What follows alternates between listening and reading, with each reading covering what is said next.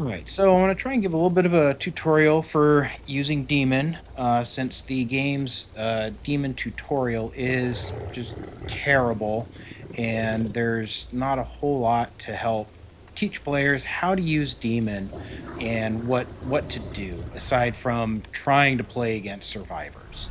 So we're just going to start out with some of the basics here, and that's mostly just going to be going over Infernal upgrade points and like the order to put them in, or at least go over some of the stuff that's basically similar between all of the different demons. So I would say for every demon, the one of the most important is going to be possession. You definitely want to get possession 3 as quick as you can, just because of the possession cost reduction. So if we look right now, the possession cost is 60 for a basic unit. So that means 60 of my energy is going to go away as soon as I possess the unit. That makes it very difficult to put pressure on the survivors when you're consuming so much energy just to possess a unit. So if we look at possession, we can see at possession level 3, a negative 75% possession cost. Even the possession upkeep of minus 20% is pretty significant as well. So possession 3 is definitely very important just for energy consumption and use. So that's always important. The other parts, of course, are going to be very, very beneficial. The unit health, unit damage, and balance bar. Now, I'm showing this from Plague, so not all of the items here are going to be on every demon either. So I'm going to kind of ignore some of the other stuff. We're just going to look at the unit health, unit damage, upkeep cost, possession cost, balance bar. Those are the things that are going to be pretty much identical between all of the demons. Now we have Portal Basic. This is definitely very important as well. The other thing to keep in mind is both of these portals, Portal Basic and Portal Elite, when you upgrade these, the increases will also apply to all of the world spawn AI. So, as soon as I go to Portal Basic 3 plus 10% unit damage, plus 10% unit health, that is going to apply to all of the world spawn AI as well, and not just the units coming out of the portal. Same thing goes for Portal Elite. So, those are definitely important as well. And yeah, just keep in mind that upgrading these will also upgrade the world spawn AI. For boss, boss is going to vary depending on the demon. Generally with Plague, you don't need boss 5.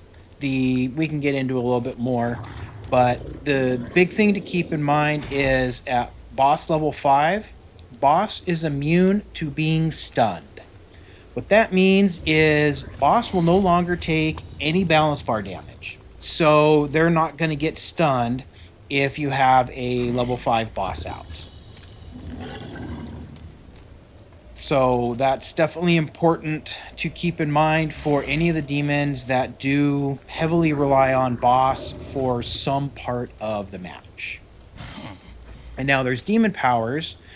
This is going to vary a little bit based on demon and play style. But what it basically, the big things that it provides is the cooldown on the reduction on the demon dash, along with energy gain from a successful demon dash. Those are the real big parts to getting demon powers up. Plus 40%, plus 30% survivor's fear level. That can help as well, depending on who the survivors are using. If survivors have a leader Ash, then the additional survivor fear level won't have as much of an impact. But the Demon Dash cooldown and energy gain from a successful hit are definitely important. And then traps, that's another one that does vary a bit based on demon. But any of the items here, the upgrades are identical for all of the demons. So at level 1, that just increases an additional 20% trap fear. At level 2, the trap fear bumps up to 40%. At level 3, 60% trap fear, but then the trap also spawns in a elite unit. So that can definitely be helpful. Depending on the demon that you're using, I would say personally, Puppeteer and Schemer do not need any points into traps. The other demons can be beneficial, and we can kind of get into those when we go over those particular demons. But this pretty much goes over all of the Infernal Energy. We didn't do that one. So Infernal Energy does also vary a bit between the demon. Generally, Plague is about the only one that really benefits from Infernal Energy, just because at Infernal 1, Plague starts to regenerate Infernal of 1 per second. And then at level 3, you get 2 per second, level 5, 3.5 per second. Plague definitely relies heavily on energy for a lot of things, so Infernal Energy is very beneficial for Plague. For the others, it's not as much. It can be beneficial, but points in these other things, I would say, outweigh the benefit to Infernal Energy. But I would say that's mostly the basics about Infernal upgrade points. Possession, Portal Basic, Portal Elite, those are important on every single demon. Boss Portal varies. Necro, Warlord, definitely beneficial, and even Puppeteer. But Warlord and Necro are going to rely on boss at book. Puppeteer would rely on boss throughout the rest of the match, not so much on book. Plague, I wouldn't worry about boss on Plague. Ball can benefit greatly as well, since Ball is a big part to book rotation. I think that's about the basics on Infernal, so we'll move on to going over one of the other demons next, and getting into more specifics. All right, first demon we'll go over is Plague. And we'll kind of go through some of the Infernal upgrade thought process, and then some of the tricks with some of the units. So let's go ahead and get our energy. And let's go over here to the road. So, Infernal upgrade on Plague. I would say with pretty much every demon, Possession and Portal are going to always be pretty much top priority, regardless of which demon you're playing. Now, with Plague, we definitely benefit from Infernal Energy. We can see that at Infernal Energy 1, you start to regenerate 1 point of Infernal every second. And then at level 3, it jumps to 2, and at level 5, it jumps to 3.5 points. And that's on top of the increased energy pool from those upgrades. Now, Plague's units rely on energy for abilities, so having that energy regen and increased energy pool are extremely beneficial for Plague. So I would say Infernal is going to be a very good thing to invest in a match. But I would say you would definitely want like Possession and Portal as well. Those should probably be top priority, and Infernal would be definitely up there. Possession, always Possession 5 as soon as you can. Just because, especially early game, you definitely want to get to possession 3 as quick as you can, just because you can see at level 3, you get a negative 75% possession cost and a negative 20% possession upkeep cost. So we can see right now at possession 1, it's going to cost me 60 energy just to possess a basic unit. So if you're early game and you have 100 energy, you have to find an AI unit to possess, and that is going to cost you 60 energy right there, leaving you 40 energy to maintain a possession while trying to put pressure on or even just attack survivors. So getting up to possession 3 is going to drop that cost to like 15 energy. So that's where possession comes in very beneficial.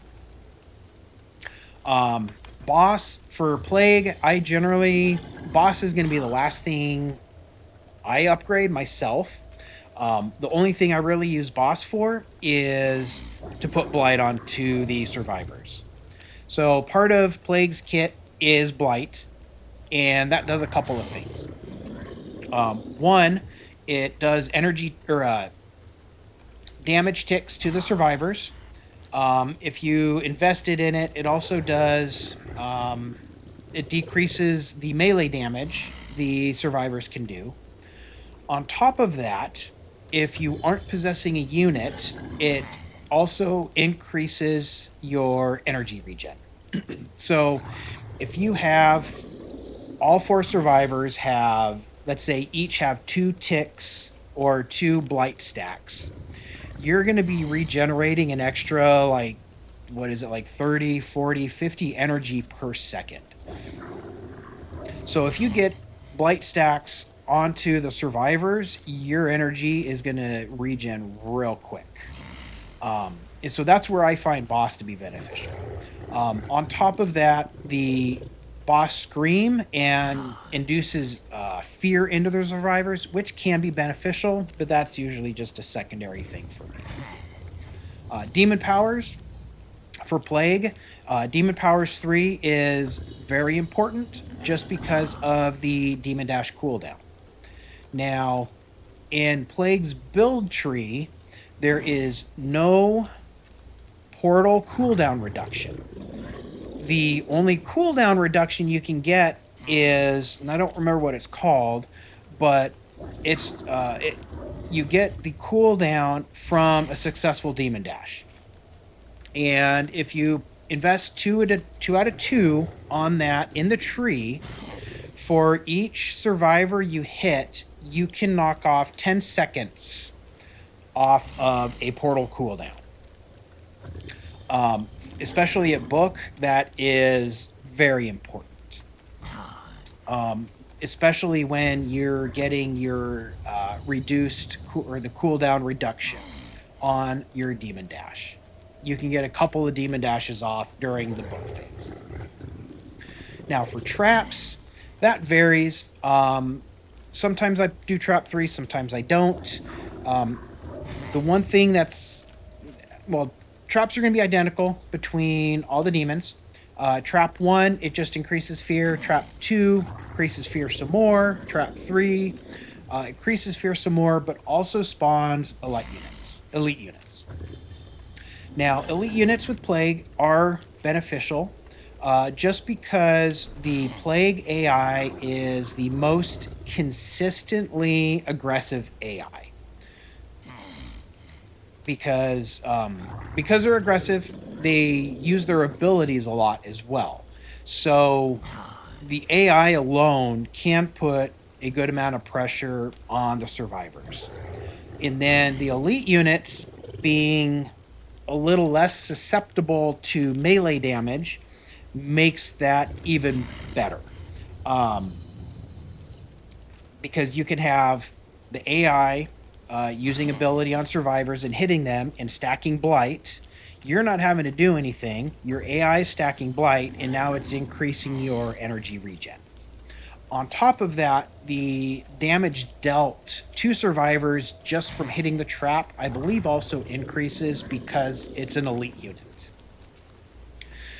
So with Plague, my opinion is, Possession 5 as soon as you can, Demon Powers 3 as soon as you can, Portals, definitely beneficial to get those to 5, and then Infernal Energy if you can. Traps, sometimes I do, sometimes I don't. It's going to kind of depend on how the match is going. Sometimes I'm pretty confident in myself at the beginning of the match that my first point go into either Infernal or Basic, and then my next points will go into Traps. Because I'll feel confident that I can have the levels I need by book. Now there's using units. So there's some animation cancels you can do with Plague units. And we'll just go ahead and start with this basic here.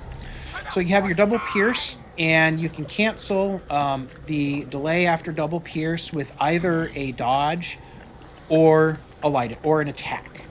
So if you do a normal double pierce, you do your double pierce, and then it takes you about 2 seconds before it'll finally you can finally do anything again. Now, so what we can do instead is if we do a double pierce, we can go directly into attack. So we don't have that delay. And then you can do the same thing with the dodge. So we'll go ahead and do double pierce and then straight into a dodge. So those are the animation cancels that the basics have. And another big difference with the Plague units is you can attack while sprinting.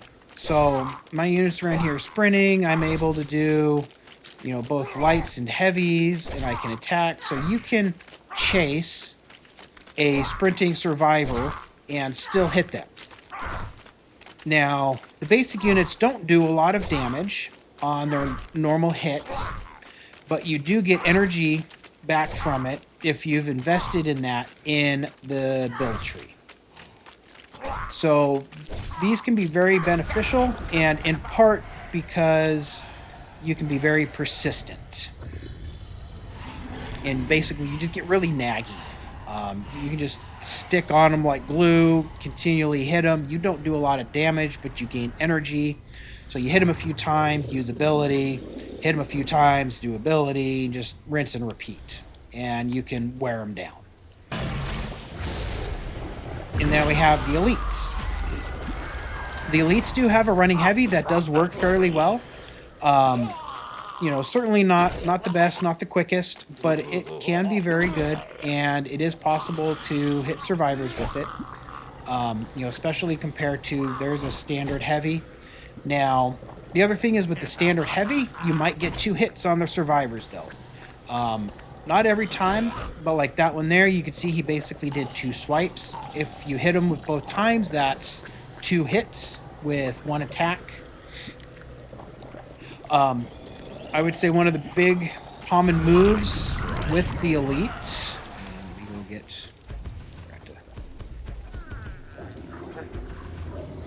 forgot to increase those. Get those back up so I can maintain possession a little longer. Energy.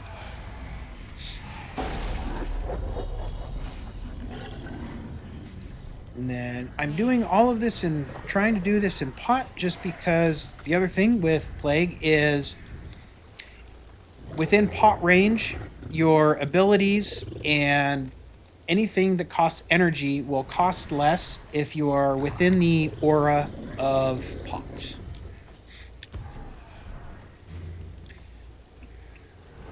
Go ahead and just drop another unit. And I'd say one of the most common moves with Plague is do a running heavy and then straight into stomp and then to another heavy and then back into another stomp and then more heavies. The stomp can hit the survivors from, a little ways away, so it can definitely be beneficial. And then the stomp also applies blight. So any ability attack from basics or elites will induce blight on the survivors.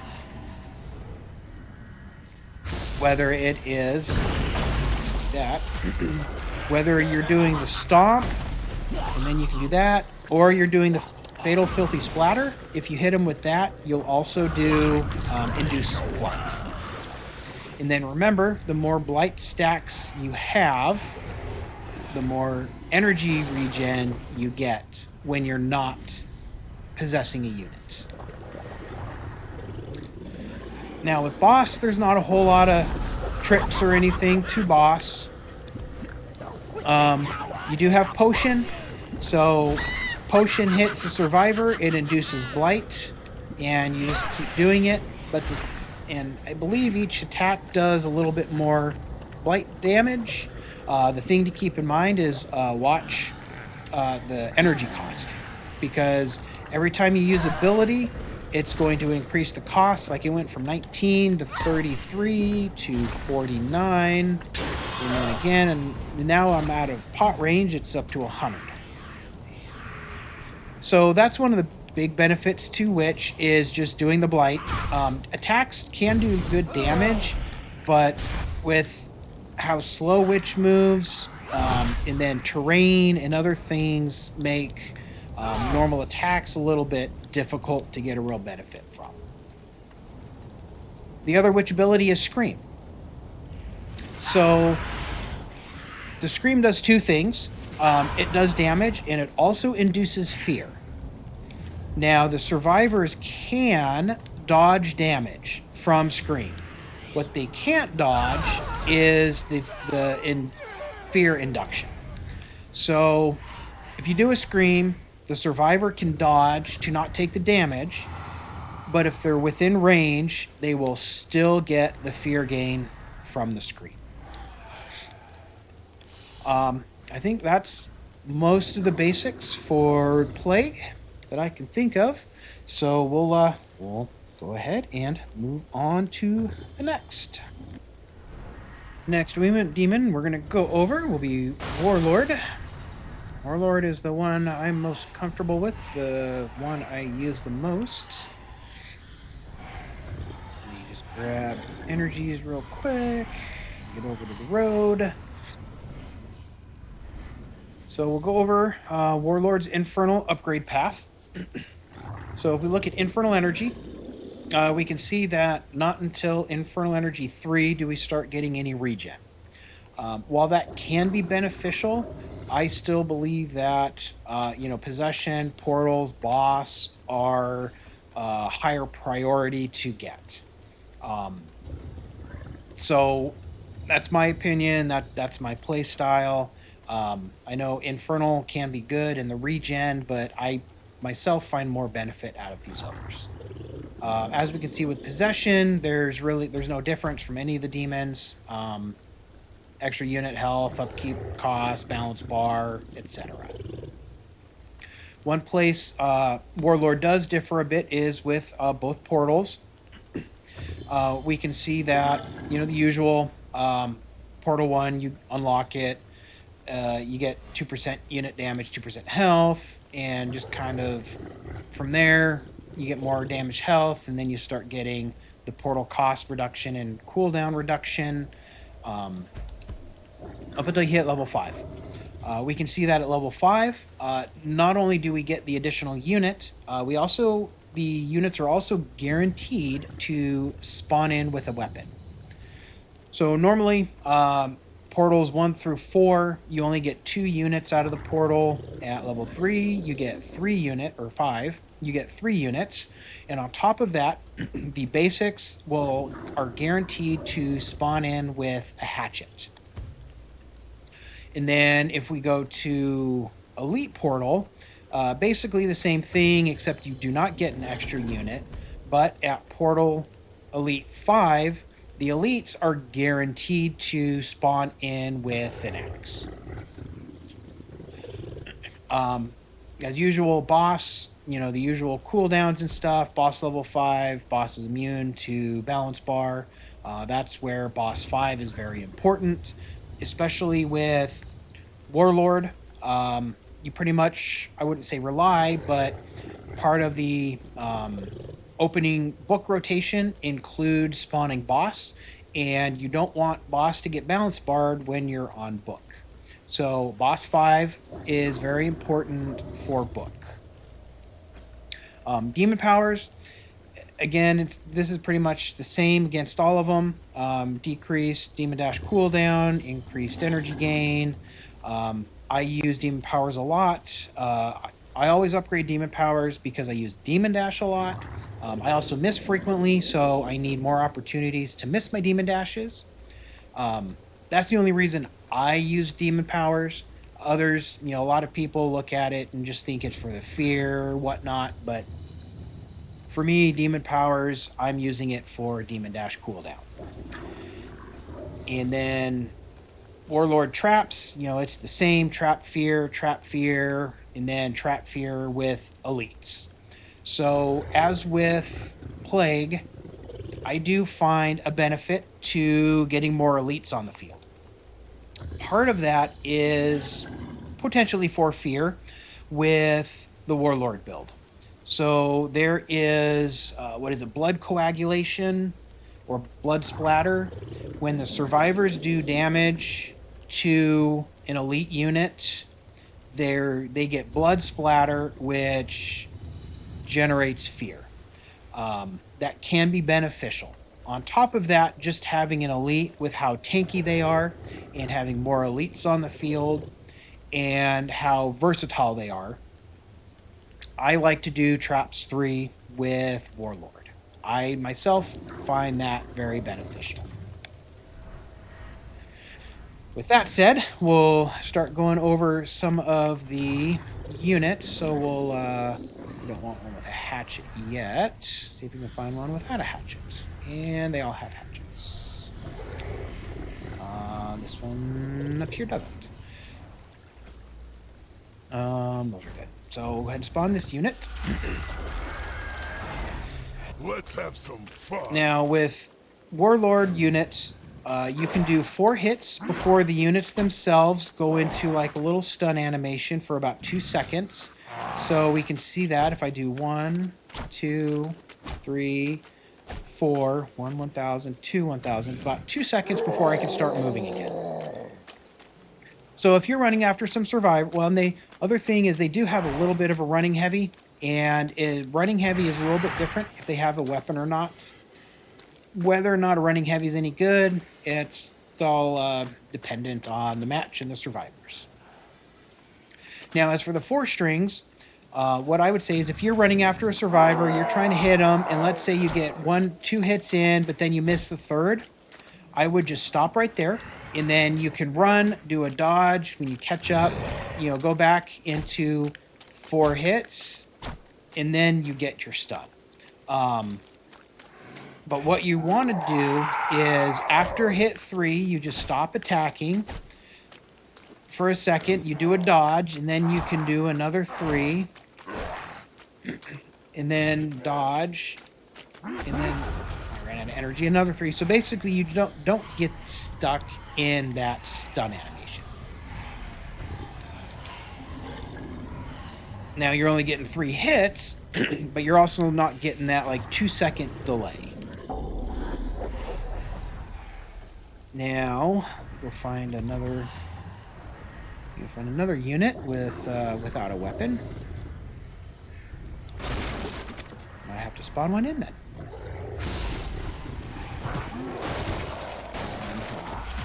Now the other thing that we have with the basics is there is an animation cancel with the arm rip.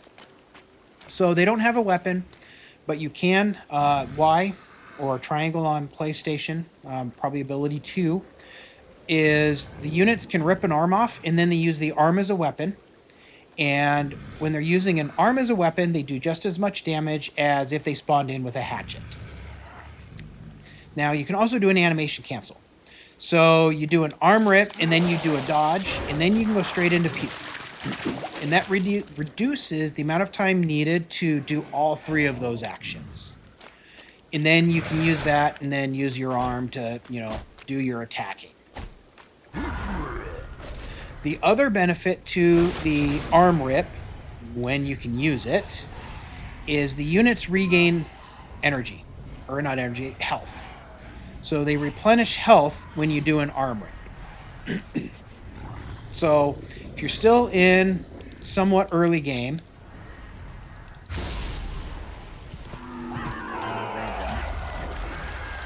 you're running around, you're attacking the survivors, you're getting some pressure in, you're doing all the tricks.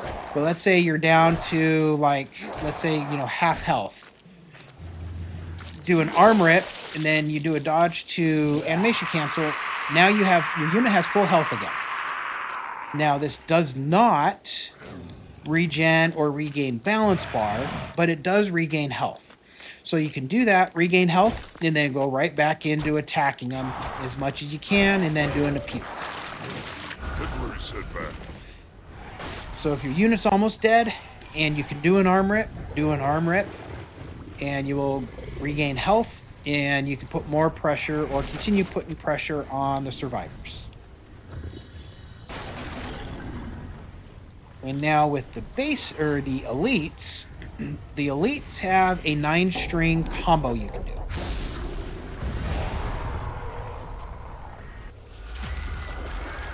So with the elites, what you want to do is 3 attacks, whether it's light or heavy, then you do a big swing, and then you can do 3 more attacks, or 4 more attacks, and then you can end it with the ground slam. That can be difficult for survivors to dodge, because even at most, a hunter is going to have 7 to 8 dodges, and you have 9 hits. So if they don't know how to break the tracking and you can follow them, you should pretty much have a guaranteed at least 1 hit, even on a hunter. And it doesn't matter if you do light attacks or heavy attacks. You can mix and match them if you want.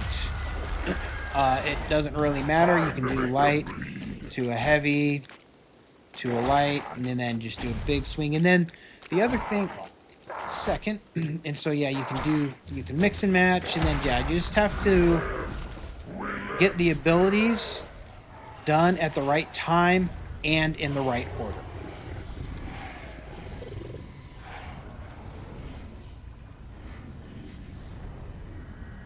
Get some energy and spawn another elite in real quick.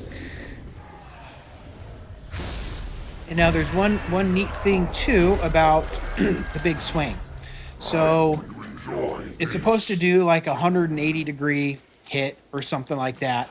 But what you can actually do is when you're in the middle, so you do a big swing, you're in the middle of a swing, you can actually spin around and you can do a full 360.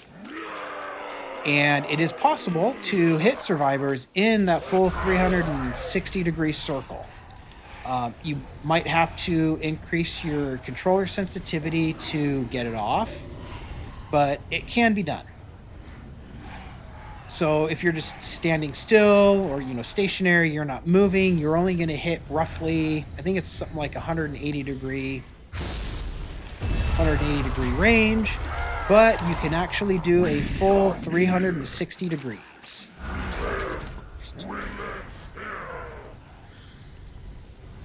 And now there is an animation cancel, a couple animation cancelings you can do with Henrietta. Won't really be able to show both of them, but we can go ahead and show one. So Henrietta, you can do your, as with the others, you can do three attack, start moving, go catch up to them and do another, 3 or 4. But what you can also do is after 4, you go straight into belly slam. And that will cancel the delay after your 4th streak, or your 4th hit. Because normally, as with other units, you can do 4, you have a couple of seconds where you just kind of sit there. So if you do your 4 hits, whether it's light or heavy, goes straight into belly slam, and that cancels the delay. Now, the other canceling that you can't show in tutorial because there's no survivors is canceling the grab knockout stun. So if you grab a survivor, you're grabbing them, one of the other survivors knocks you out of that, and as soon as you get knocked back, immediately use gas. and that will break you out of the stun animation. And once you do that, you can then just kind of surround the survivor you were grabbing with gas. Might not do a lot of damage, but you're going to do some damage, and that can definitely come in beneficial. Grab is especially helpful with an Amanda that's using her ability as well. So if you're on objective anywhere, especially book, and there's an Amanda, as soon as you spawn boss, look for Amanda. If Amanda's purple, immediately go and do a grab on her. As soon as you get knocked out, use gas, and then go straight to book. And that way, Amanda will be stuck in the stun animation for several seconds, which means she won't get that much benefit to her ability. And I think that's about everything I've wanted to cover with Warlord, so we'll move on to the next. Now we'll go over Puppeteer and some of the things that we got going here. Energies, we'll go over Infernal and some of the units.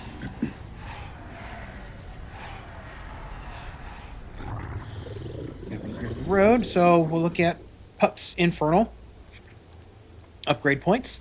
So if we look at Infernal Energy, we can see the Pup doesn't actually start regenning any energy until Infernal 5.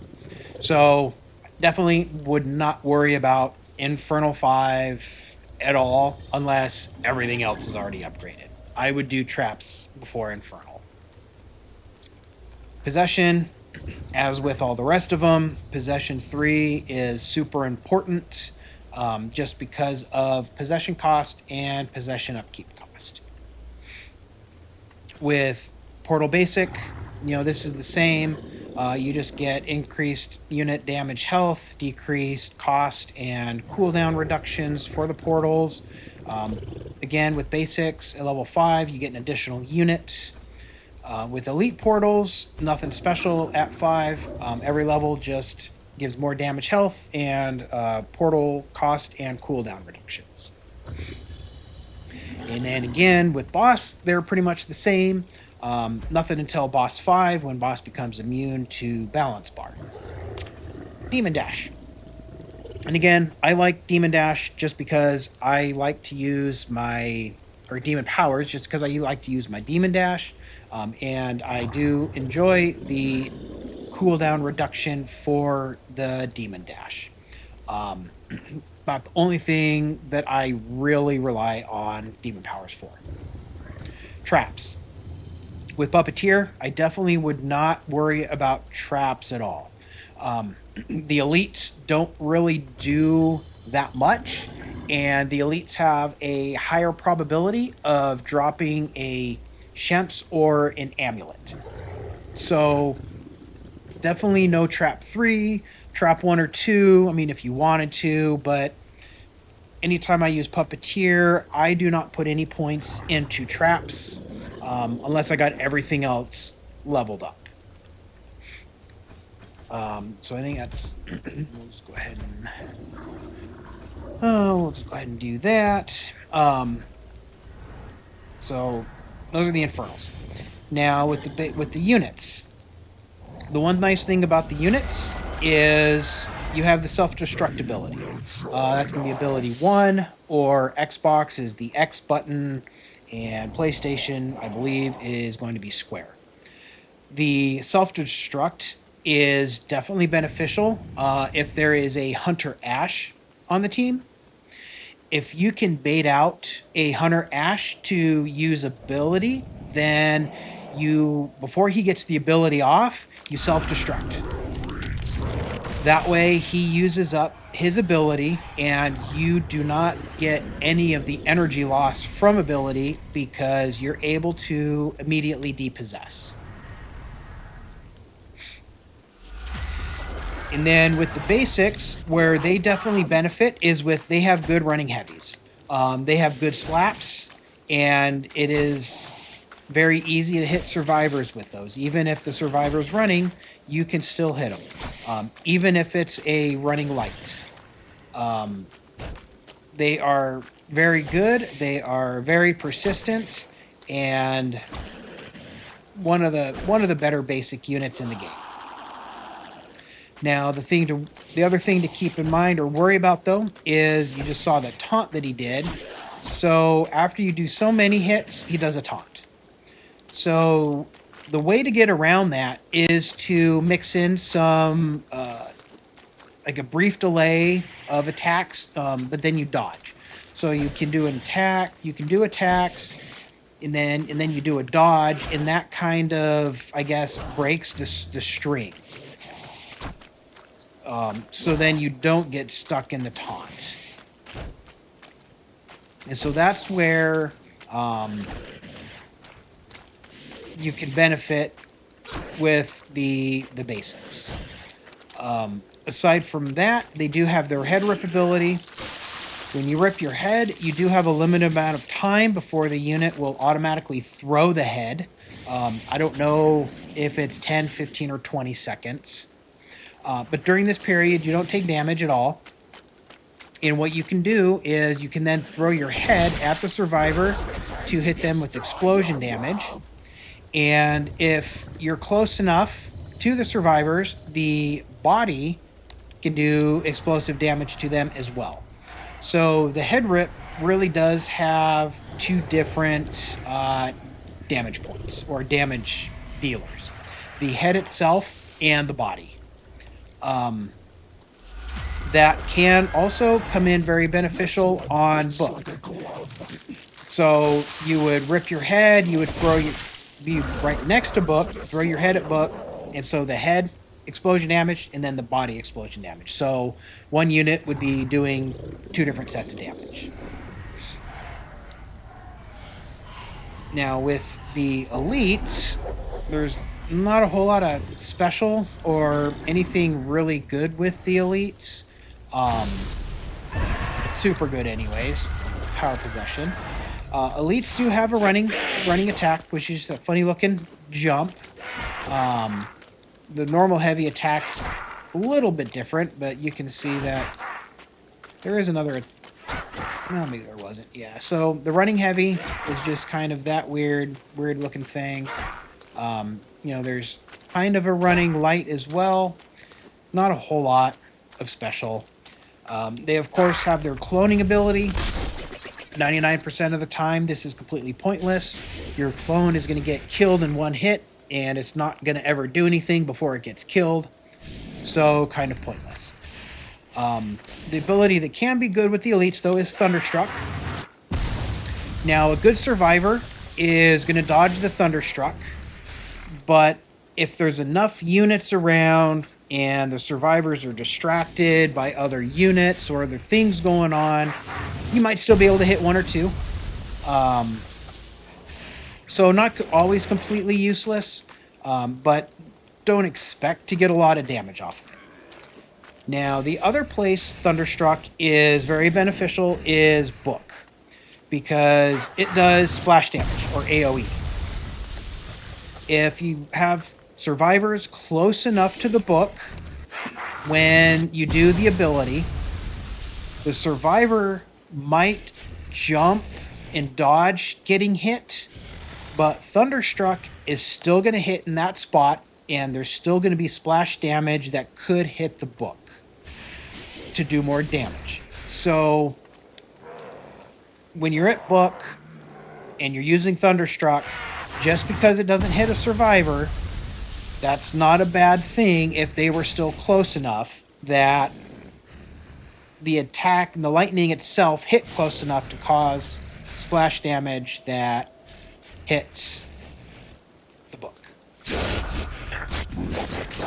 Out of that one. And then Boss, there's not a whole lot of special with Boss. Definitely use all of his abilities though, even the rock throw. The rock throw can do 2 hits and spawn him. So that's going to be ability 2, Y, or triangle. What you can see is when you use ability, he pulls rocks up. When he pulls the rocks up, that can hit survivors, and then he pushes them out and throws them, and that can hit survivors. That has potential to do around 700 damage-ish total. Now, part of that damage might depend on Kandarian Fury and how long you've been in the unit, but it has potential for doing really high damage. Now, the one thing I can't really show is Kandarian Fury. That is part of something you have to spec into on the build, and I highly, highly recommend it. What Kandarian Fury means is the longer you possess a unit, the more damage the unit can do. Now, I believe max damage or max benefit is going to be reached at around 6 seconds of possession. So, what you can do is spawn a unit, or whether it's possess a unit or spawn boss, but do it away from survivors. That way, as you're moving towards survivors, you're gaining the Kandarian Fury benefits. I don't think there's any way to see what those benefits are or where you're at in there. The Kandarian Fury is definitely beneficial, and I want to say it's somewhere around 6 seconds to get 100% benefit from that. So definitely beneficial to spawn boss or possess a unit away from the survivors, so that the travel time gives Kandarian Fury time to be applied at a higher percentage. And I think that's about all that I have for Puppeteer, so we'll move on to the next. Now we're going to go over Necromancer. So as with all of them, let me get my energies filled up over to the road. Go through the Infernal upgrades and the units and boss.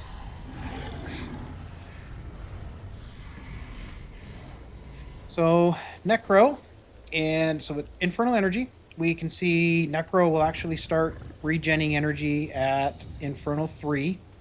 Again, as with basically everybody, but all the demons except for Plague, it can be beneficial, but I find Possession, Portals, Boss to be a higher priority. Again, with Possession, exactly the same. Possession doesn't change on any... What the levels give you doesn't change with any of the demons. Portal basics, same as the others. All you get are, increased damage, health, reduced cost and cooldown, and then at level 5, you get 3 units instead of 2. And, Elite Portal, it's the same thing, nothing more than increased damage, health, and then cost and cooldown reductions. Boss is the same as well, nothing until level 5 when you get balance bar immunity. And then demon powers and traps are the same. So again, demon powers, I like demon powers. I think with Necro, you do get more benefit from demon powers as well. Necromancer has a passive ability called Sclerophobia. That means the more units that are around the survivors, the more fear the survivors get. And so you add demon powers and the passive fear gain from demon powers, it is easier to fear the survivors. Now, again, if there's a leader Ash on the team, and if the leader Ash invests Pink F into fear, you won't get as much of a benefit. But current state of the game, player base, etc., you could still definitely get a benefit out of it. Traps, as with others, I do find a huge benefit to Trap 3, in part to the damage, and just because, again, Necro is a bit of a fear demon with Sclerophobia. So I do like to invest in Traps 3 with Necromancer. And not only that, if you have a good flute spot, the elites are very dangerous. I recall a match where at Dark Ones, or maybe it was a book, I managed to kill a leader Ash and a Henry in one heavy attack plus the ground slam. I think those 2 hits killed a leader and a warrior with flute up. So I also killed a half health hunter with just the ground slam. So the elites can definitely do some damage with a flute. So a couple of reasons I like doing traps 3. Demon powers again for myself, demon dash cooldown. About the only thing I rely on that for. Now if we go over the units, you have a couple of different attack strings that you can do. If we just do lights, you can only get, I want to say it's only 3 hits before you get the 2-second cooldown. You can do 4 heavies in a row before you get the cooldown, but they are, a bit slower and a little easier for survivors to dodge from. So, but what you can do is there is a 5 string, so you can do light, light, heavy, light, and then ability 2 or the war cry to get 5 hits in. I think that is a popular and a very good attack string. So it's light, light, heavy, light, and then do grounds or war cry, and you can even do the pokey poke, but do the other one. That does have a little bit of a reach to it, but I wouldn't generally expect that to hit a survivor unless they get stunned from a trap or something, because it is easy to dodge and get away from. And then the other thing that the basics do very well with is running heavies. So you got that nice running attack. Not that one. That was regular. So you can do a running heavy, and those are pretty good for getting survivors just because of the reach from his little pokey stick. So I do rely on running heavies with basics quite a bit, and there are times when I do just over and over again, I just do running heavies.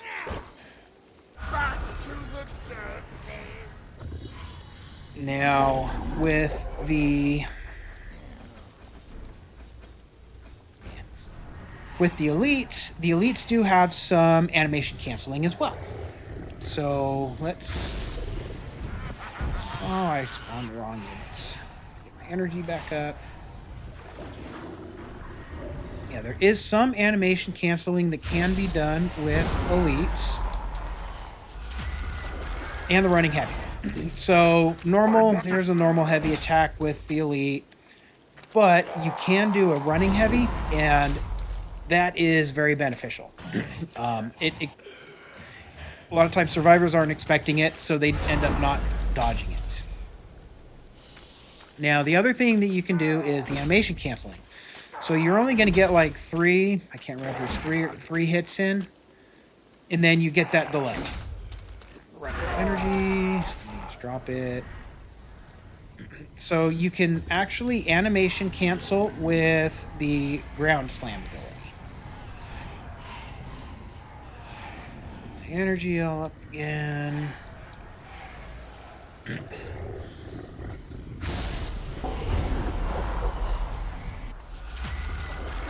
Here. So if we're running, well, actually, let's not start with running. So we can do our 1, 2. Oh, I screwed up. That made for 3. So let me try and let all that reset. So you can do 1, 2, 3, and then immediately go into ground slam, and then you can even immediately go into the trident throw.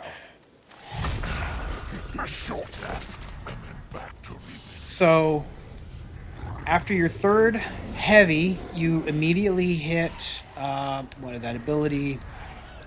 1x or square to do the ground slam, because that will begin before the end of the delay. So you get that animation canceling. And then the trident throw gives you that animation canceling as well. And then now we have Evil Ash or Boss, and you can get an 8 or up to a 12 string attack with Boss. So you would start to do the combo. You do 4 hits, your resurrect ability, 4 hits to summon ability, to grab, and then you cancel grab with a dodge. And the abilities will animation cancel. So you can do 1, 2, 3, 4, resurrect, 1, 2, 3, 4, and then 1, 2, 3, 4. So it is possible to get a 12 string. Getting the timing right can be difficult, but that does work well against hunters, especially just even the 8 string. You're going to get 8 hits in or 8 swings in, and the hunters are going to have like seven dodges. So not guaranteed, but you increase the probability you'll get at least 1 hit in. I think that's about all that I have to go over with Necro. I am not going to go over Schemer. Current state of the game, state of the player base, state of solo queue.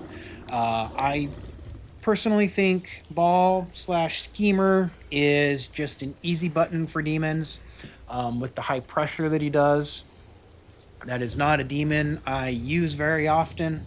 I might use them against a known 4-stack, or if there's a known toxic individual, but that's about it. So I am not going to go over that. And then, of course, Infernal upgrade points. It's really kind of really is personal preference.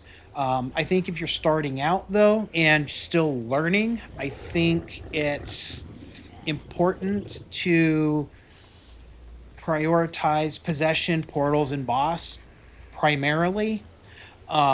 Whether you're going into traps, demon powers, that's comfort level. I would say that if a match is going to go to book, having possession, portal basic, portal elite, and boss all at 5 are going to be highest priority. Boss 5, especially with Necro and Warlord, just because those bosses are heavily relied on for book. But just kind of take this as you wish. I'm not pretending to be the best demon player. I've been playing it for a while, and I have been self-proclaimed demon main for a year and a half. I've learned a lot from others. I've learned from people that don't stream anymore.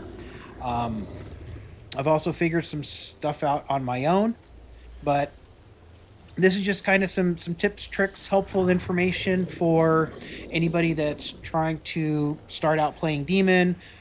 You need some tips, you need some help, just because the tutorial in this game for demon is absolutely horrible. On top of all these other animation cancelings and things like that aren't going to be documented anywhere, and those are things that are just found by the community and communicated out to the community for others to know about. So if you're new to demon, I hope this can help you out. Certainly feel free to leave a comment or reach out to me if there's anything in particular you want help with.